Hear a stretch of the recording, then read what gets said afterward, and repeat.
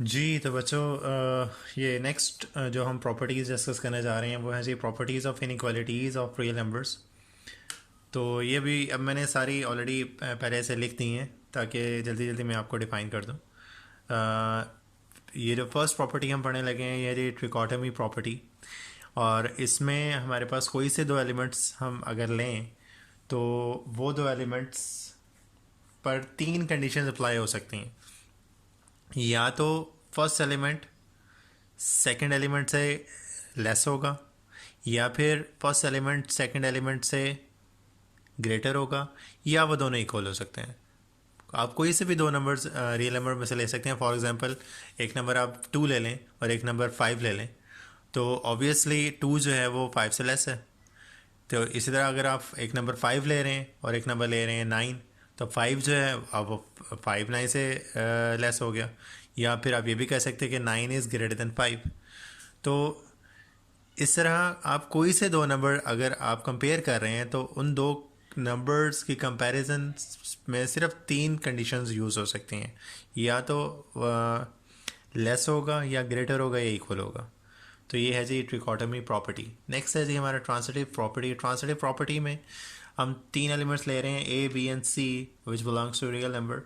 तो अगर दो नंबर्स को हम तीन नंबर्स हैं, फॉर एग्जांपल अगर एक नंबर दूसरे नंबर से बड़ा है और दूसरा नंबर किसी तीसरे नंबर से बड़ा है, तो फर्स्ट और थर्ड नंबर को अगर हम कंपेयर करें आपस में, तो वो जो फर्स्ट नंबर होगा वो भी थर्ड नंबर से बिगर ही होगा, ग्रेटर ही होगा।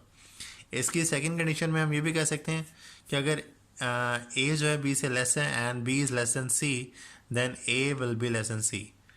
तो this is transitive property. Next is additive property. जैसे हमने एडिटिव प्रॉपर्टी पढ़ी थी प्रॉपर्टीज़ ऑफ इक्वालिटीज़ में, इसी तरह यहाँ पर इनइक्वालिटी का साइन यूज़ हो रहा है लेस देन का। तो यहाँ पर लेस का भी साइन यूज़ हो सकता है, या ग्रेटर का भी यूज़ हो सकता है कि if A is less than B and we are taking any number C, तो अगर उसको दोनों तरफ आप ऐड कर लें तो ऐड करने से उस इनइक्वालिटी पे को फ़र्क नहीं पड़ेगा। तो ये है जी एडिटिव प्रॉपर्टी। नेक्स्ट है हमारे पास मल्टीप्लिकेटिव प्रॉपर्टी। यहाँ ये थोड़ी सी डिफरेंट है। अगर हम कोई से दो नंबर को कंपेयर कर रहे हैं कि if A is less than B, आप कोई से भी दो नंबर ले लें, फॉर एग्जांपल कि 2 is less than 3, 2 is less than 3, और आप कोई सा नंबर ले लेते हैं C which is greater than zero. तो पॉजिटिव नंबर आप ले लें, कोई सा नंबर ले लें। फॉर एग्जांपल आप नंबर ले लें जैसे मैंने ए और बी नंबर सपोज किए हैं, 2 इज़ लेस देन 3, ये तो हमें पता है।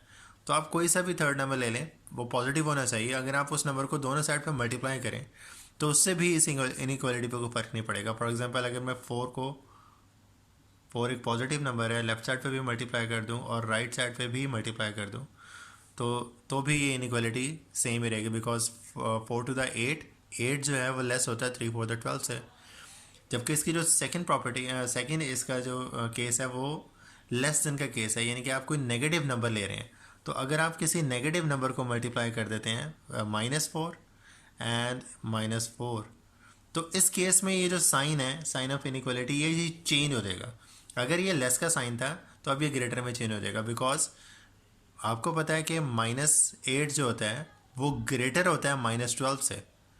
तो इसलिए नेगेटिव के केस में अगर सी नेगेटिव है तो यहाँ पर इनइक्वालिटी जो है वो चेंज हो जाएगी। ये देखें, ये पहले लेस की इनइक्वालिटी थी तो अब ये ग्रेटर में चेंज हो चुकी है। तो ये है जी हमारी मल्टीप्लिकेटिव प्रॉपर्टी। और लास्ट प्रॉपर्टी जो हम इसमें पढ़ेंगे वो है जी मल्टीप्लिकेटिव इन्वर्स प्रॉपर्टी। उसमें भी आप कोई से दो नंबर ले लें, लाइक 2 और 3 ले रहे हैं, तो अगर आप दोनों का इन्वर्स ले लें, इन्वर्स लेने से क्या होगा, रेसिप्रोकल ले लेंगे उन दोनों नंबर्स के, तो 1/a एंड 1/b। तो अब 1/2 जो होता है वो 1/3 से बड़ा होता है। तो इस केस में यहाँ पर अगर कोई नंबर a जो है वो b से बड़ा है तो इन्वर्स के केस में ये इनइक्वालिटी चेंज हो जाएगी। तो ये थी हमारी प्रॉपर्टीज़। तो अब हम स्टार्ट करते हैं अपनी एक्सरसाइज 2.2।